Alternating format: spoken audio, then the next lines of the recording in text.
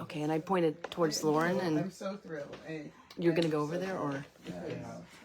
And I would love it, all over town. just at the very end, if people would gather together with this wonderful author, and I'll just take a few photos. Sure.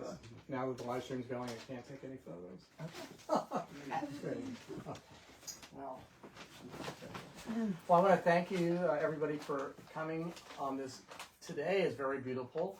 I know people are concerned about, the bad weather that's coming and everything, but that's tomorrow. So we have gorgeous weather. It's the monumental yard sale going on this weekend, and the weather projection is now stated to get bad in the afternoon tomorrow. So like mid-afternoon. So I'd say there'll be some light rain, but monumental yard sale is still going on tomorrow. Many of the stores have not shut yet because they wait, because this is a big event of the weekend, and Women's Week is beginning. So, think about coming by tomorrow. Hi, you here for the event? No. Okay. Come late. It was a book event, so we can't. We're doing this, but then you can look around, but I can't do sales. Oh, okay. Yeah. No worries. Sorry, yeah, thanks. Sorry about it. No problem. Okay, Chris had to go, so only do one thing at a time. But yeah, I'm really particularly excited about this event from a phenomenal publisher, and this book a lot of people will be familiar with. This is the 25th anniversary edition of Kamikaze Lust, with Lauren Sanders, and there's a new foreword by Carley Moore in here. You should look at our website, on our event page, and what you can see on the book itself, as well as when you get a copy of the book. But there's some, really outstanding reviews and discussions about the book from Time Out New York, Lambda Book Report, and others. Of course, probably many of you know Amy Ray from the Indigo Girls, who wrote the book as well. And I know that, gosh, I haven't been there in quite a while, but I know they used to be, I think they still do. They used to own the Flying Biscuits in Atlanta. Yeah, I think They they still, do. there's Yeah, several guys. We used to love. Yeah. So I used to be and lived in Tallahassee, Florida for years. Oh, okay. So when we wanted to go to the big city, we'd get in the car and go to Atlanta. So we were always for a weekend, and every single trip had to involve, either a big breakfast or some meal at the Flying Biscuit. And a lot of times you get lucky, and one of the Indigo Girls would come in. So I always think about that. But anyway, so this Lambda Literary, this is a 2000 Lambda Literary Award winner, where they said that Kamikaze Lust takes the reader on an electrifying ride through the spectacle of life and death in millennial America. And then we're just doing it at a book event now, so we'll be open a little later. So, Gotcha. yeah. Sorry. Sure. And so maybe I just need to switch this Yes. to closed. This weather there. But and I just want to mention one other thing too is this is great.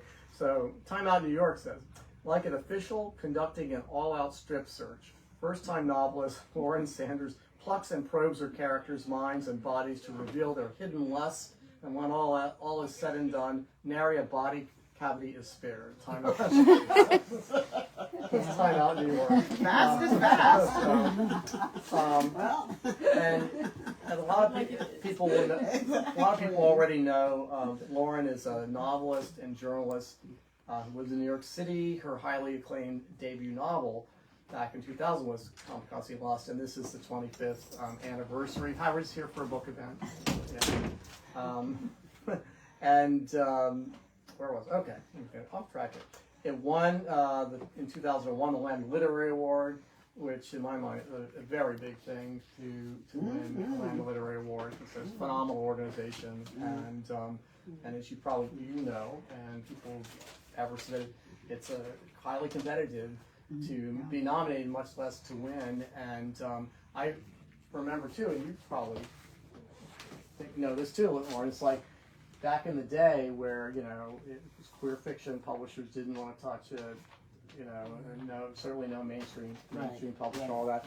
And then at some point when they realized they could make a lot of money off of queer authors, that shifted, and then those publishers suddenly were sponsoring Lambda Literary Awards and parties and things like that, where we were shunned for years. So and I've been going through all that, and we talked about that actually recently with Sarah Schulman about that, because Sarah Schulman and Eileen Miles we've known for forever, back when Outright. Do you remember? Oh, Outright? I went to Outright quite a few we times, had to we had to have crossed paths, and we didn't know each other then, but it's like, so it's really evolved, and it's just great to see this book back in print with this great new the cover, and also to know that this is an award-winning that's back out in print, and I'm glad we're going to be able to get that out to people.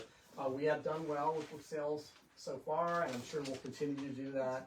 And I know that I'm sure it's the same at Women's Craft, selling well, and this book will continue to sell well. But I wanted to finally just mention that Lauren's work has appeared in many publications, including American Book Review, Poets and Writers, Time Out New York.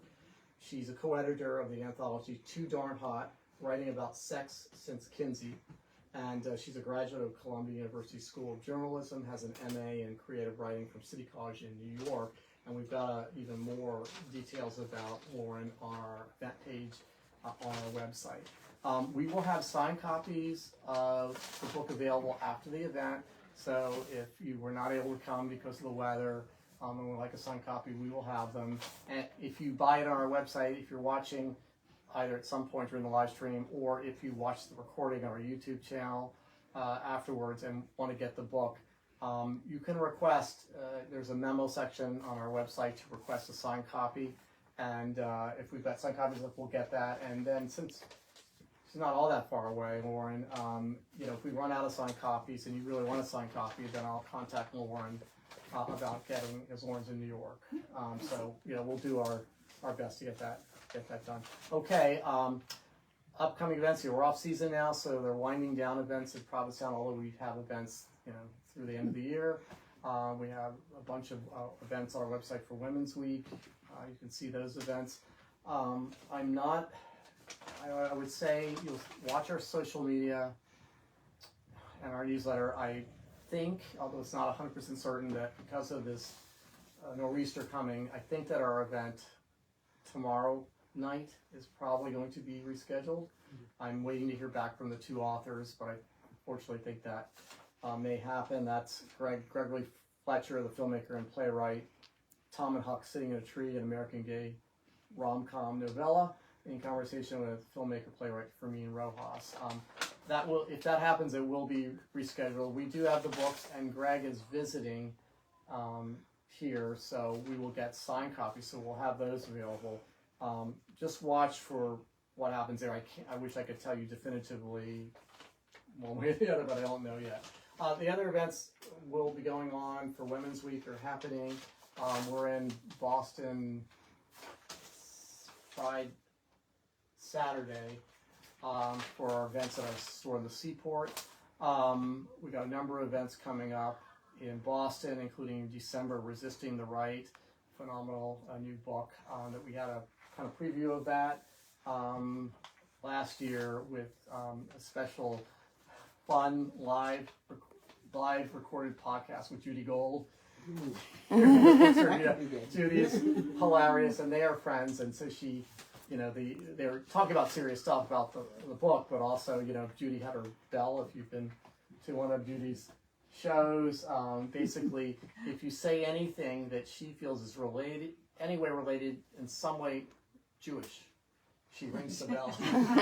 Rings the bell, and it was just, so we had a great event. It was a very serious topic in the event. So, but then I have to say to you, for people that were here in June, we packed it outside with Professor Stephanie Burt from Harvard, who just won the top award in the Northeast for the regional book conference for the top book of poetry. Her book, Super Gay Poems, which she edited. She's an award-winning poet. Her poems aren't in there. She wrote the essays. But for people that have been watching for her next book, which we have her in our Boston Seaport store November 2nd. The event's almost sold out, so get on that website and get it. She's got her next book is the first authorized book on Taylor Swift called Taylor's Version. Stephanie went viral. She's and I love the fact that Stephanie is like, as she pointed out, and it's true, everything that the orange man there in the White House hates. She's a trans professor at Harvard, queer poet, who now has a book out on Taylor Swift, who this man no longer likes because Taylor Swift doesn't care for him. And so I said, it's just perfect. It's like, so that event is called Taylor's Version. There will be a party associated with that. That's November 2nd. If you want to go, get on our website. The final thing I'll mention is if you're in the Boston area or anywhere on the Cape and want to go, Sunday, December 7th, I'm co-chairing a special event at the private club, The Quinn, in Boston, which Ken Folk, who's well known, is the creative director of. And this newest restaurant that he designed called Lunasol, which is beautiful, colorful, cheerful, relaxed, kind of like being in Sao Paulo. We're doing an event with me and the author and actress Christy Cashman that's going to benefit the long-serving theater company, Theater Offensive in Boston. We had an event here this summer we did for them. That theater company, they're at the Huntington, they're all over the city. It's a theater company for everyone, and people come from all over the country to go to events there. However, the purpose of Theater Offensive is to create more opportunities for Black and brown, queer and trans playwrights. And we're building a theater in the Fenway. And sharing their capital campaign. So this event is for them. There'll be actors and musicians from London, LA, New York, and other places at this event. It is, because the Quinn is a private club, the tickets are on Eventbrite, but you can't go to Eventbrite and find them because we're not allowed, because it's a private club, to have a public, so it's a private link. So if you go on the Theater Offensive's website under events, you'll see it. Or if you go on East End Books P-Town website and go to December 7th, you'll see it in the private link. So the tickets are, I think, $100, which includes phenomenal food from Lunasol and libations, and also non-alcoholic desserts, entertainment, everything. And then anyone that would like to be a co-host or a co-sponsor can contact me or the Theater Offensive directly. This is all the money's going to the Theater Offensive. Okay, so very excited, and we're going to do the normal format. Is I think Lauren will be doing a bit of reading, a bit of chatting with the audience. Then we'll do Q&A. We'll have a book signing, and I want to thank you all for coming tonight. Woo! Thank you, Jeff. You want me to stand or Whichever you prefer. maybe I'll sit because, I mean, yeah. maybe I'll sit because it's a little more intimate. So yeah, thank you, Jeff. And this is such an adorable bookstore. It's so sweet here, and it's so funny hearing like everybody's scared of the weather and talking about the weather. It's like it has been so beautiful all day today, and but apparently we're going to get pounded by all kinds of rain, and yeah, so we'll see about that. I think you're hightailing it out pretty early too, aren't you? Yeah, we're leaving at 7 a.m. We changed our ferry.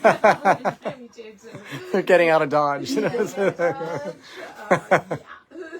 Understandable.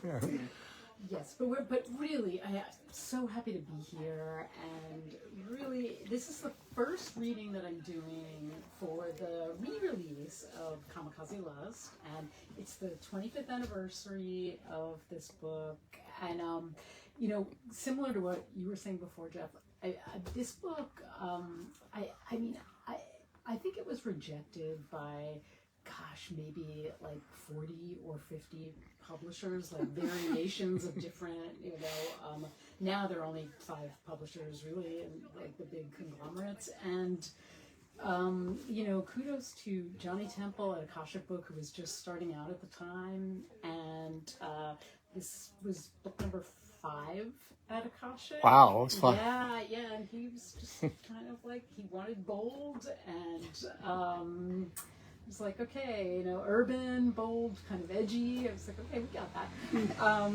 So yeah, and it's just been a really wonderful relationship over the years too. So I'm really grateful to Akash Books. Yeah, so one other thing I guess to note is 25 years is a long time, as you know, I'm sure everyone in this room knows. And so there are things in here that as I was rereading it, thinking about, you know, the republication, like there are some anachronisms, there are some things that, you know, feel a little weird. I mean, the whole like pornography is the theme of the book, and it's, you know, the idea of like, apparently from what I understand, there are no more porn sets, you know, it just doesn't happen that way anymore. So, and journalism, like everything that this book is about has sort of evolved as we all have. So, yeah, but I think, you know, to me anyway, as I was rereading, I thought it was relevant. So the book is about Rachel Silver. She is just turned 31. This is like the book opens on the 31st day of her 31st birthday.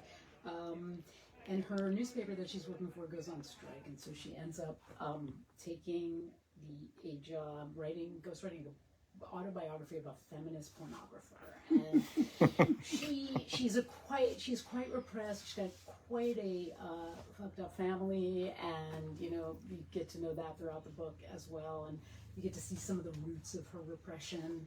But she's also pretty, you know, in love with her best friend, who's also a reporter and on strike, although she has no idea.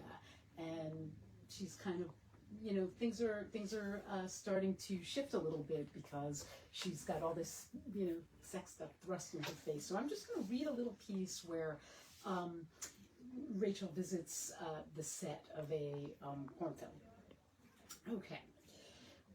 My eyes trailed Alexis as she walked toward Tessa, all dolled up in her red teddy and G-string combo. Alexis leaned her elbows on the star's shoulders, their eyes locked. Alexis talking and occasionally slipping a couple of fingers through Tessa's strawberry blonde hair.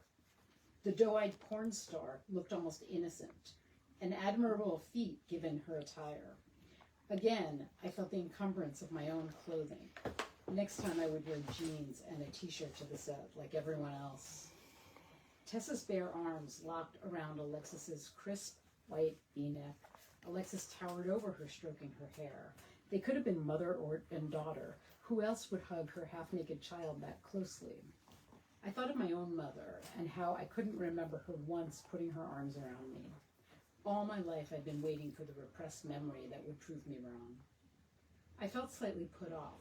A little bit of sibling rivalry, maybe? Or perhaps the roots went deeper.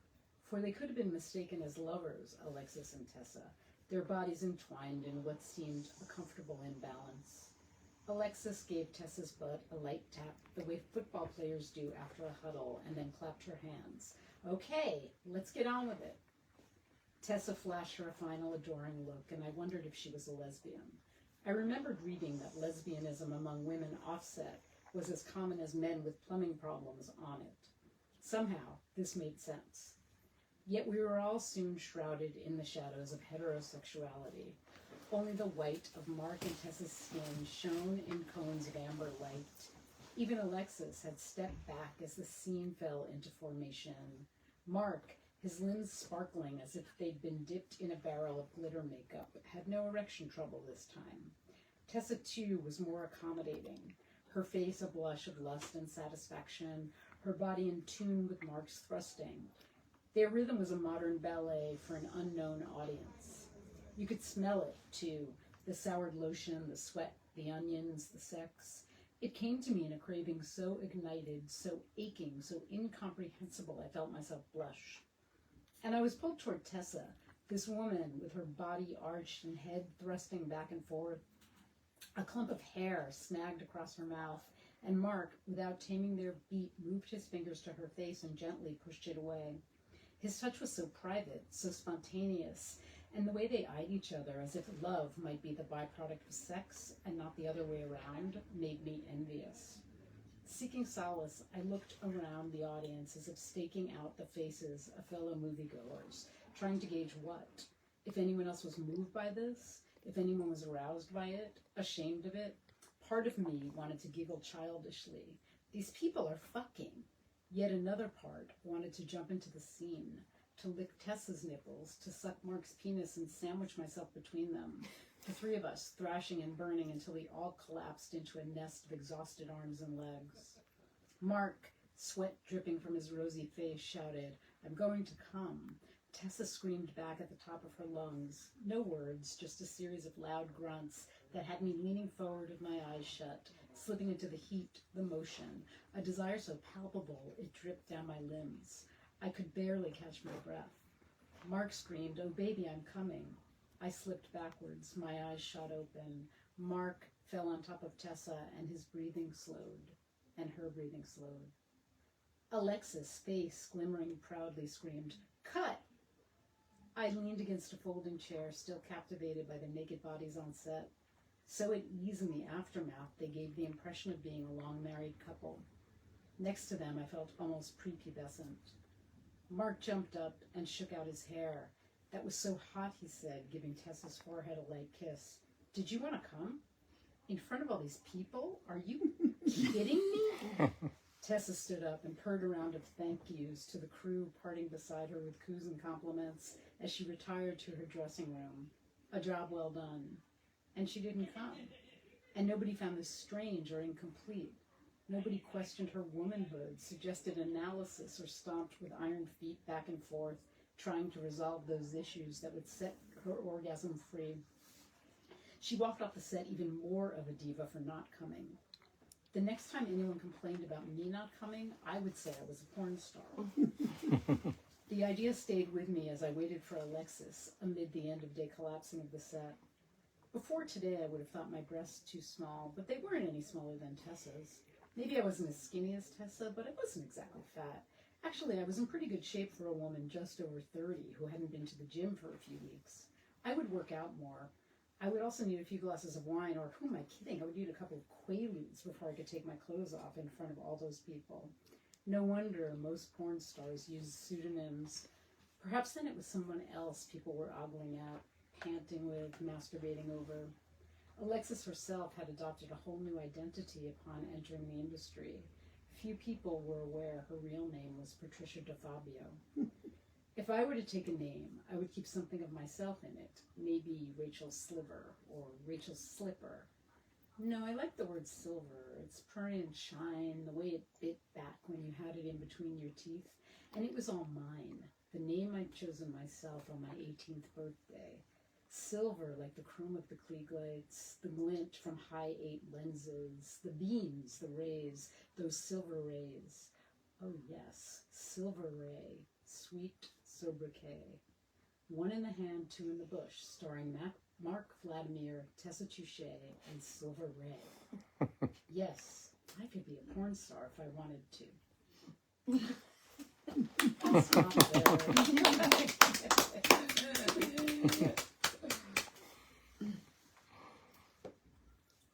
Nice. Thank you. Yes. Did I see a question right there from my assistant? Do you have anything you care to share about what the process was like 25 years ago writing the book? And if you think of anything differently now, 25 years later, is there anything you would change or wouldn't make any changes? Or So, well, it was really interesting because I made very few changes, in between. Because I really looked at it carefully. After we had the idea of redoing it, I was kind of like, I really better read this again because I haven't read it in 25 years. And I was like, is this book going to be okay? Is it going to be dated? And so I did make a few little language changes because there are just things that we talk about differently in ways that are differently, and like inadvertently you don't want to offend anybody, or because like language has evolved. So there were a couple of instances, but other than that, I really didn't change anything. I felt that the book really held up well. I think the difference in writing now is about the research element and how one goes into, like, especially for a novel that you don't necessarily know, like it's not your world per se, right? So, you know, like at the time, you know, it was like, okay, well, I need to like, so I, you know, you read a lot. Where do you go? You go to the library. I mean, now you can find so much online. It's just so much easier. Find people talking about anything. Like you can kind of just get into subcultures in a way that you had to find ways to sort of personally put yourself there in the past. And 25 years ago, I would say that's probably the biggest difference. But I think the writing process is just, it's the same as it ever was. That's one of the great things about writing. True. You mentioned casually that there were some anachronisms. But no, before I ask that, I want to ask about your reference to the character would have to ingest some kind of mind-altering substance before becoming, before getting naked in front of all these people. And I'm thinking I would have to inject something before I could write this. Or not, but put it out there. I mean, that's pretty, that's a kind of Good point. Yeah. I mean, it's like, were you anxious or A little bit, yeah, a little bit. Plan B if you needed to? Yeah, no, I mean, definitely. It was just really interesting because I think pornography was such an interesting. It's always been this,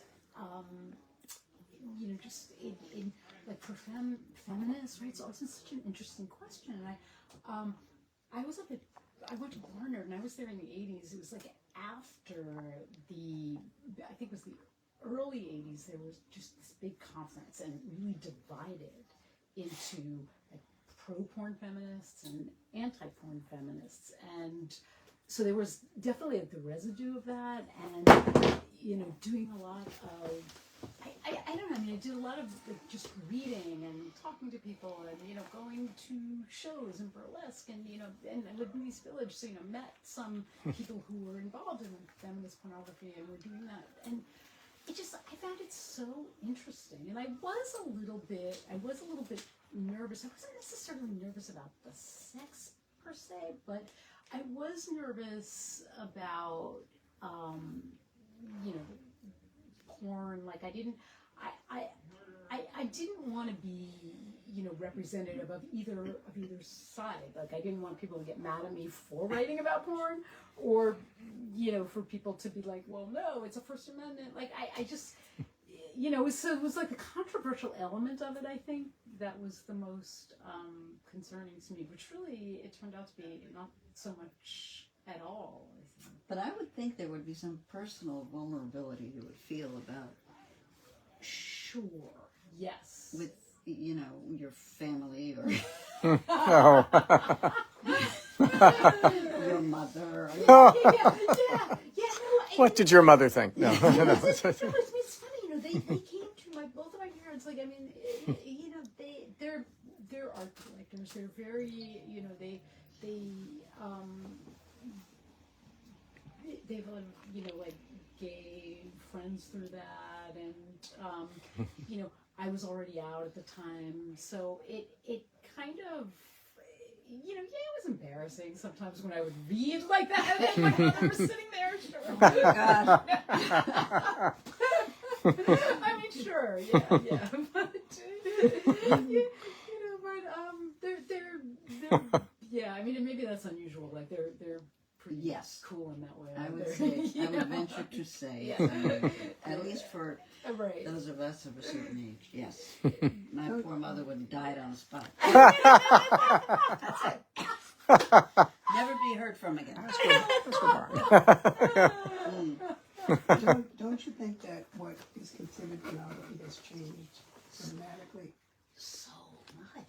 So much, and I mean, so much like It's on TV. Yeah, I was going to say that what we used to think was porn is like, right, you can see it on, not even pay TV, right? It's and the Pornhub, I mean, my God, it's just, it's so accessible, and it's I don't think I would know how to write about it now, because I think it's, you know, in some ways it's so like desensitized that it almost doesn't exist because it's everywhere. But then on the other hand, it's even more damaging because of that. And so it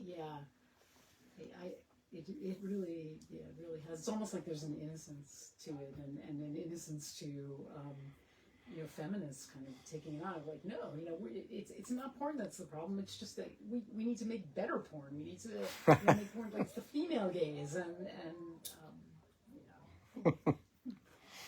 Is that your next career? How long did you take to write the book? This one took about 5 years. And what did you do after this one?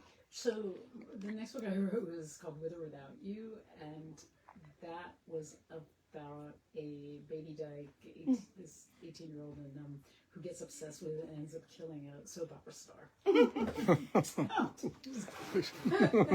So we moved up I mean, from porn to murder.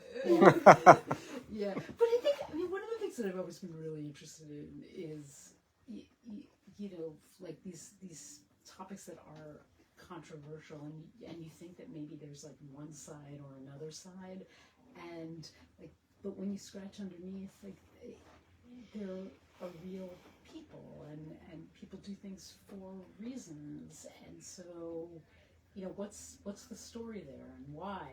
Like, why might somebody, you know, end up murdering, you know, the person that they believe themselves to be in love with, and yeah, you know, and how does somebody who is repressed, you know, use pornography in a way that she never would have thought about, and she never would have taken on her own unless she was sort of thrust into it. And, you know, particularly as a journalist, because as a journalist you can look at anything with remove, and that's also the other thing, to be drawn into something, you know, that you're trying to keep this professional distance from. I think there's a tension there that's very interesting too. Yeah.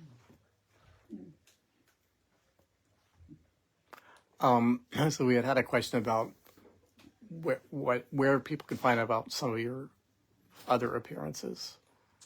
Yeah, so I have a website.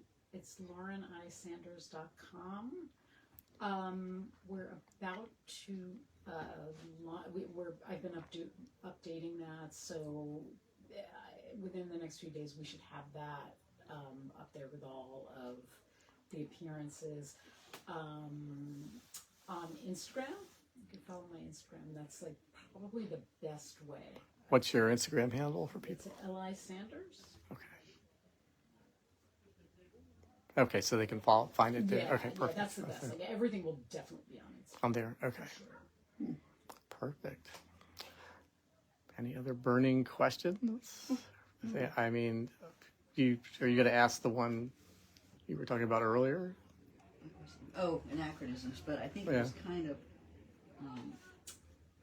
picked up in Corinne's question. That, I mean, we do look at pornography. I mean, I was on the anti-pornography feminist side because I associated it with an absence of real consent on the part of the women involved, and obviously the objectification, remember that word, and the violence, or the potential for violence. And I don't think I really believed at the time that there was a woman who put herself in that place and do that for a living with full agency. Yeah.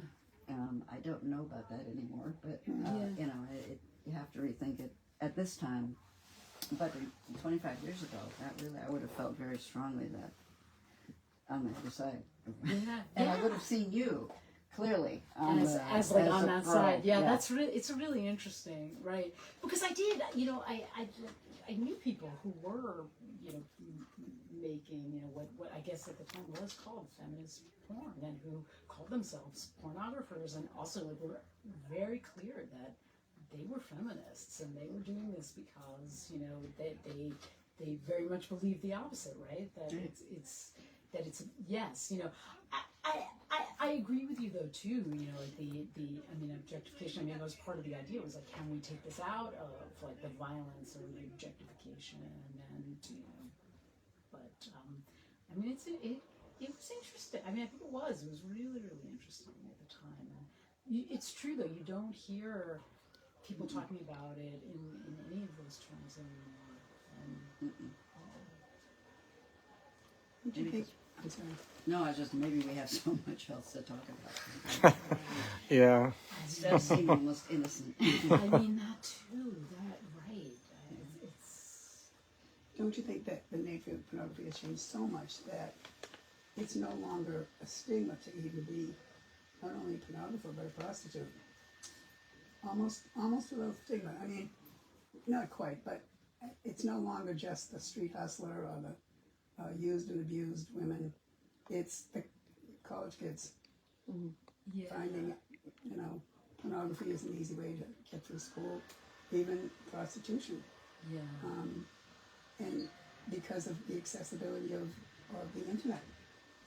Yeah, I mean, I think that is true. And I think also, you know, I mean, it's similarly. There's been a lot of work done, you know, in activism around sex workers, and that, you know, they shouldn't be stigmatized because of that very thing. That it's you know, it's a way, you know, to make a living, and you know. So yeah, I mean, I think it really has changed a lot.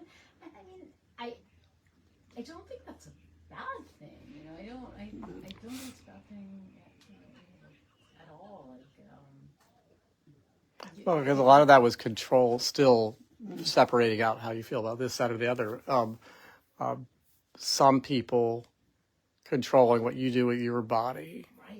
right. Clearly, the people that were doing things with their body against their will, that's wrong. You know, that's a different story. But people that, you know, like you look at now today, if you look at today's kind of like version of that, not only, you know, is it, like I said, it's pretty prevalent around the country. You see, you know, people that are, you know, serving as escorts or whatnot, but also the fact that, you know, people are making. I mean, I read an article in the Wall Street Journal, was astounded by like not everyone's doing this, of course, but a lot of people make a huge amount of money on OnlyFans, you know, and they had a number of them, men and women, talking about it, that it's like a game changer for them, that they could, of their own choosing, you know, basically monetize their body.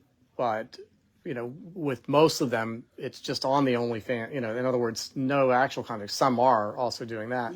But I mean, so it's kind of interesting when you look at that, regardless of how you feel about it, it's like, well, but who has the right to tell you what to do with your, you know, your own body, that kind of thing. In the same way that, you know, the debates were going on back in the day, and unfortunately again now on abortion, and again the issue of, you know, your personhood, your womanhood, what you do with your body, and who has a right to tell you what you can or can't do. So it's like so yeah, I look at that, it's like mixed feelings, like you're looking at things. To me, it's like I look at this and I know like I sometimes.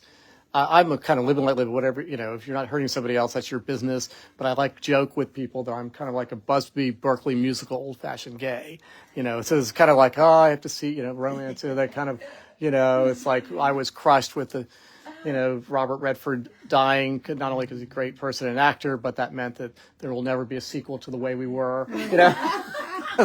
I felt they could still do it in a nursing home and get back together like they should have, you know. But anyway, it's like, but I mean, again, you come back and say, but for people that are fine, like in a way, it's, I guess in a way for younger people with this oversaturation of information on the internet about sex and everything else, you know, if you can get to the factual stuff, like the organizations that have stuff out there, you have it's a lot more accessible than when we were younger, when it wasn't talked about. You know, like, what do I do? What is safe? What is not safe? You know, all those kinds of things. And so, you know, I kind of like look at all sides of that. You know, I mean, remember the early days of Now, you know, when there were women in now who weren't particularly friendly to lesbian Well, women. they definitely didn't We want very didn't want them.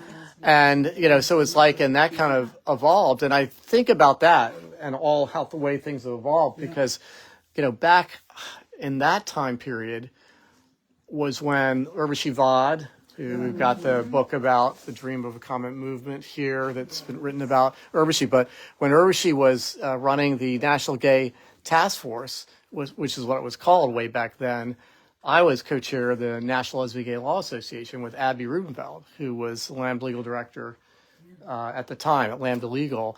And, we were, and I'll never forget this because I'm also an attorney, the American Bar Association every year had kind of vacillated between, at their convention, between pro-life, no position, or anti-abortion. And it had shifted from years of being pro-life to neutral on the way to being not support. And so now very much wanted to win in the next convention, get it back to pro-choice. And the National Lesbian Gay Law Association, we wanted to finally get affiliate status with the American Bar Association, which would give us lobbying rights and the ability to have a staff and to take positions on issues and grow our membership.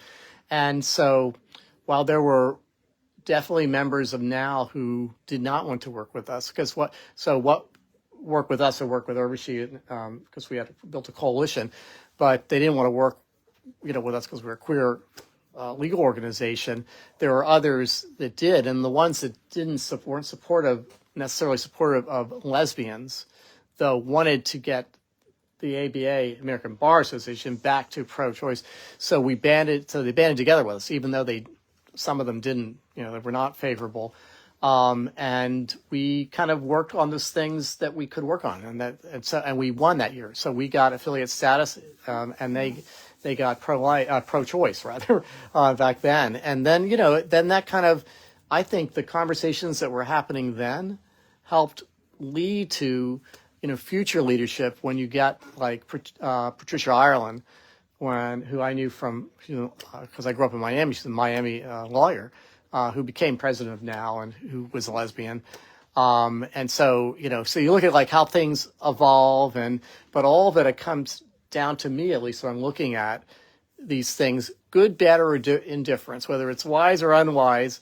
Who am I and to tell you what to do with your body, and who are you to tell me what to do with mine? And certainly shouldn't be the government, telling us. So like what you're raising here in the book 25 years later and the discussions we're having, really, a lot of those things sadly are prevalent again now because they're talking about banning pornography as well, but also retreating on women's rights, on queer rights, and everything else. So we're back in that kind of, I don't know, what would you call that? Like we're back there again in terms of like a never-ending loop or whatever. Like we're, Groundhog Day. We're back again to reliving the same stuff. But anyway, I don't want to hold people up who want to get books signed and whatnot. But I want to thank you for today and for coming. And